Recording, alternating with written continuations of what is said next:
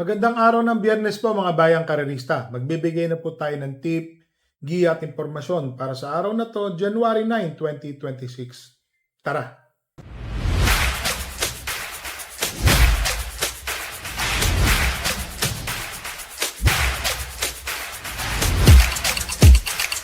So ngayong araw po ng Biyernes, ang simula po ng karera ay isang ganap na alas 5 ng hapon. Pakita ko lang po ang ating kopya. Ano So mga bayang karerista alas 5 po ang simula ng karera ngayong araw ng Biyernes. Race number 1, 3-year-old and above maiden race. Placer po ito, mga bagong kabayo at mga natitimbang po. First choice, entry number 8, Jack 14. Parati ho itong nasisigundo, na tersero pa ho ito sa Padre Garcia. Lakas po ng laban. Pagkakaano ko, mabuting-mabuti na ngayon to si Jack 14. Tingin ko malaki po ang panalo. Lalo na 1,200 meters lang po ang distansya ngayon. Second choice, entry number 5, Concrete Solution. Etong si Concrete Solution, segundo po ata ito nung huling takbo. So may kainaman din po ito. Tingin ko may panalo naman po ito si Concrete Solution. Naglagay po tayo ng third choice, entry number 2, Shade Green, AP Peñaflor. Ito, tingin ko may panalo lang po yan. Tingin ko ho yan So, kaya po ako nagtatlo dito sa race 1, alam nyo na. May ba na ho yung siguradong nakaka 1 point. Dito po sa race number 1, first choice, entry number 8, Jack 14. Second choice, entry number 5, Concrete Solution. Third choice, entry number 2, Shade Green. Dito na tayo sa race number 2, rating 17 to 41 split, 1,200 meters, 8 runners. First choice, yan po, kabahay po ng inyong lingkod, Doña Chichay. Isang magandang lundag, tingin ko ho, kaya hong makaraos ni Doña Chichay.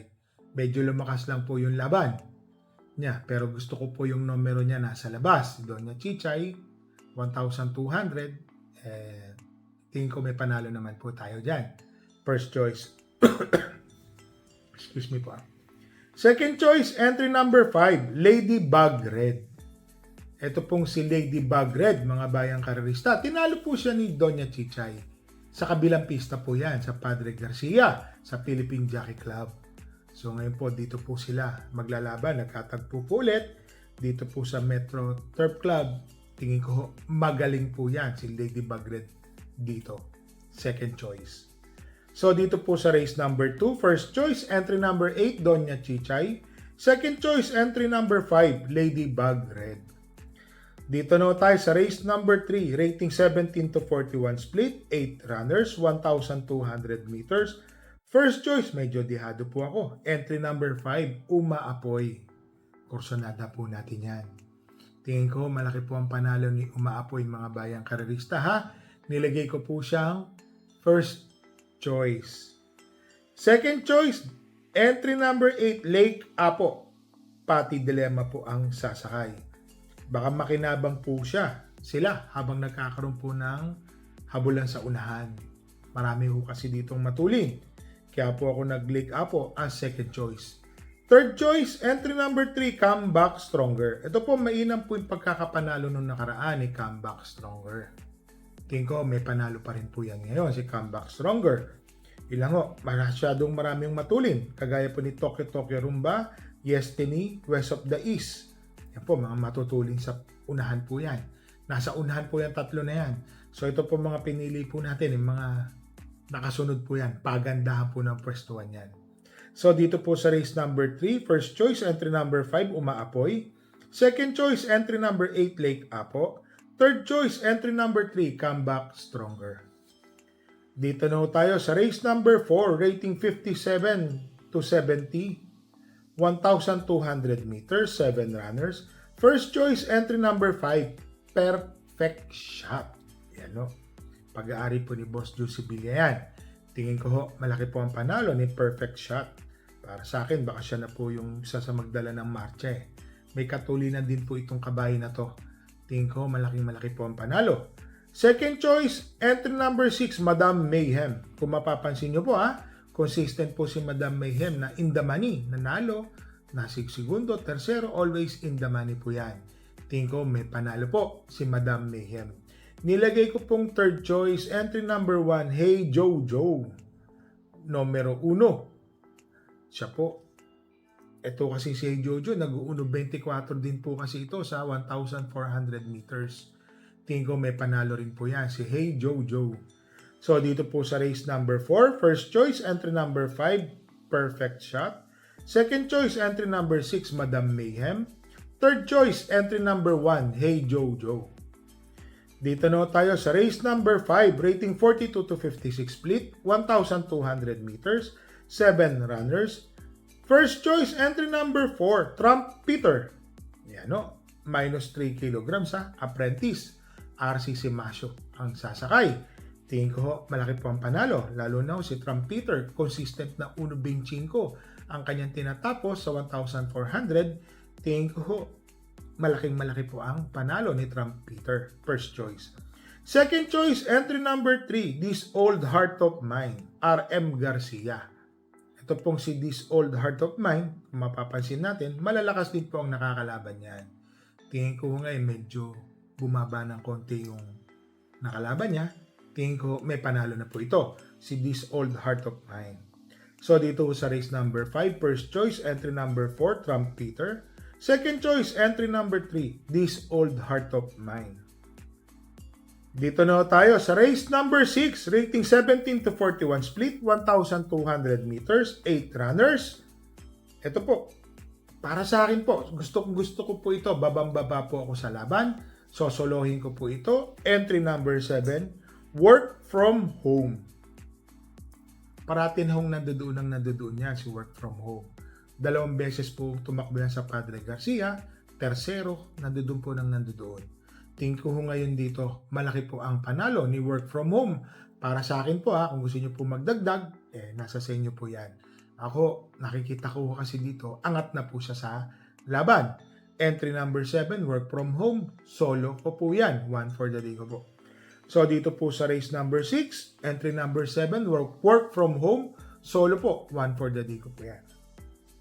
Dito na tayo sa race number 7, rating 17 to 41 split, 1,200 meters, 8 runners. Ito ang pinakamagulo, paratingan. First choice, entry number 7, 1 for the road. Matuling kabayo po ito, mga bayang karerista. Iba po umerito, medyo lamang po ito sa unahan. Pag nakakauna po ito, pag naka-media trangko po ito, tingin ko baka tumapos na po ito ng karera. Second choice, entry number 5, Chef Cat. Ayan po.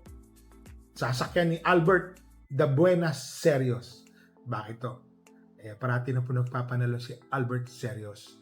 So may inam naman po yung mga nasasakyan, kagaya po nito ni Chef Cat. Sana magamayan na po ni Albert Serios, magpanalo na po yan. Second choice. Third choice, entry number 2, Street Magic. Ito pa, isa pang swerteng kinete. Michael De Jesus. Nung nakarami, pinanalo po yan. Entry number 1. Napakainam po ng pagkakadala. Race 2 po yun. Kung di po ako magkamali, si Crown Prince. Ngayon po, Street Magic. Baka mag-magic po ito. Tingin ko malaki po ang panalo. Third choice.